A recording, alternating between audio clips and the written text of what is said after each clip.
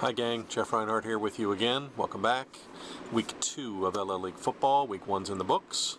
Just 8 wins for LL League teams in Week 1. Thought that was kind of interesting. Thought that number was a tad low with only 3 games with LL versus LL. So 6 games this week with LL versus LL games in Week 2. So 3 videos again. This will be video number 1.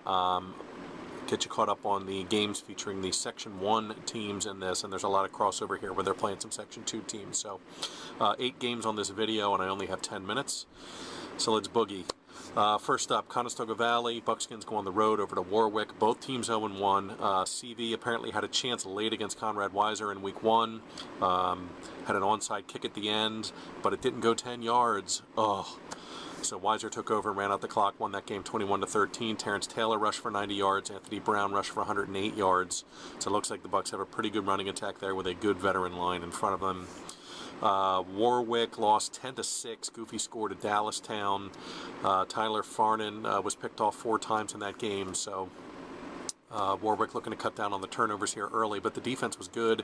Told you their line was going to be good, and their defensive line must have been really good here. They only gave up 179 yards in Week 1, so we'll see how they do with Mr. Taylor and his spread, direct snap, wildcat kind of package stuff this week. CV at Warwick.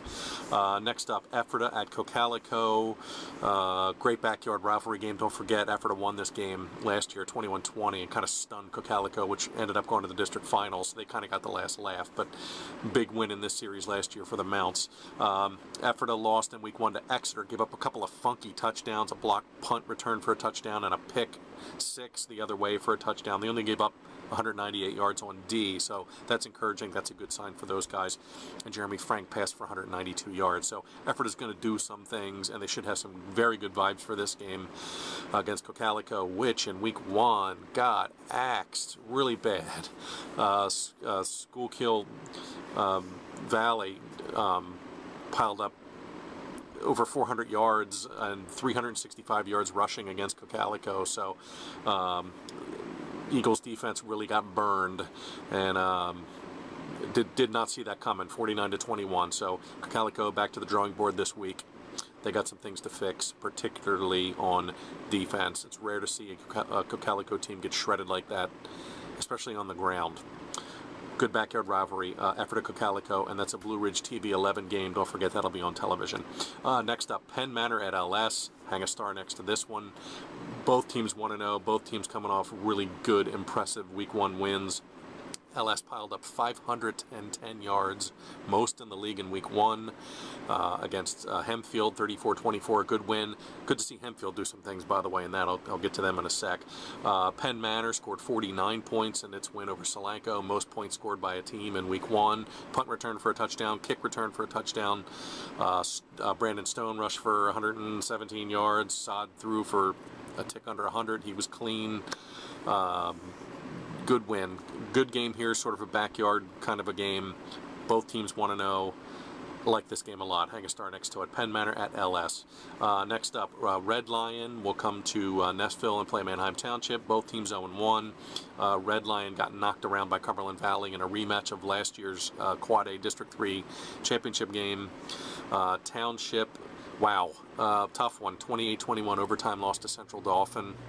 Speaking of overtime, these two have a history with overtimes. I think two games here in recent history, Red Lion and Township have gone to OT. So see if we can make it a third.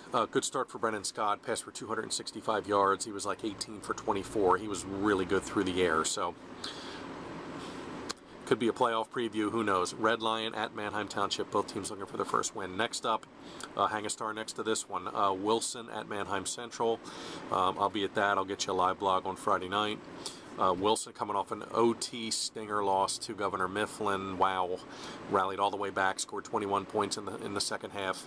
No, Ronnie Gillen did not play. I've addressed that a couple times this week. Do not know if he will play this week or not. Was told back in the summer. Not confirmed, whatever, that it was most likely a 2-game suspension, so we'll see if he plays against the Barons. Manheim, good win in Week 1, beat Lower Dauphin 28-12. trailing 6-0 at half, came back, played a good second half, vintage, put it on the ground, put it on the grunt guys in the trenches, and they were great.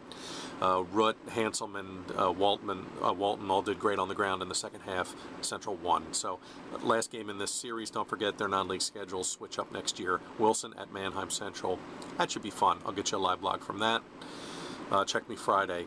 Next up, York at McCaskey. Both teams 0-1. York lost to Reading, which really struggled last year, 21-7.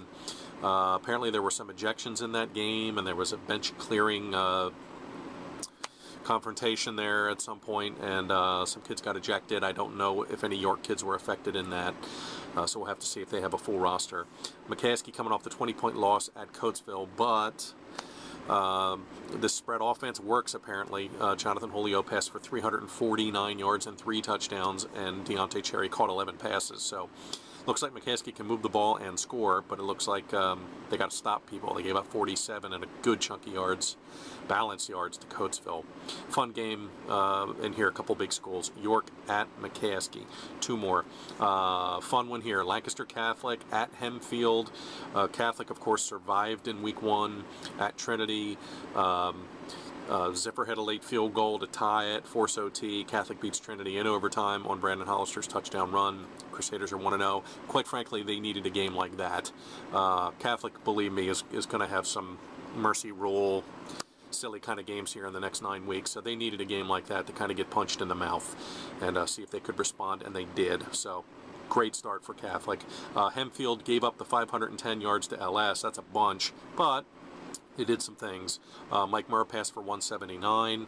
Joe Gamble had a big game on the ground. He was over 100 yards rushing, and they scored 24 points, and they hang with LS. So that was encouraging for Hempfield after last year's 0-3, 3 shutout, not so fun start, and then 3-7 season. So encouraging signs for Hempfield. They get a really good Catholic team this week at home. We'll see how that goes. Last game involving Section 1, Cedar Crest Falcons are 0-1. Lost the Cedar Bowl to Lebanon last week. Just could not contain that QB duo of Troutman and Piles, who just went off and had a big night, both of them. They go on the road over to Robizonia. They'll get Conrad Weiser. Scouts, as mentioned, held off CV 21-13. Different kind of look for Weiser this season. Lost a whole bunch of great skill kids. But a good start for them. They're 1-0. District 3 AAA semifinalists the last 2 years in a row, don't forget. So, and they're 1-0 with some momentum. And they'll take on the Falcons, who are looking for a win here. Okay, that's week 1 and video number 1 of this week. And enjoy. Might be some weather. I don't know if it's ever going to stop raining. But those are your Section 1 games. And video 2's coming right up.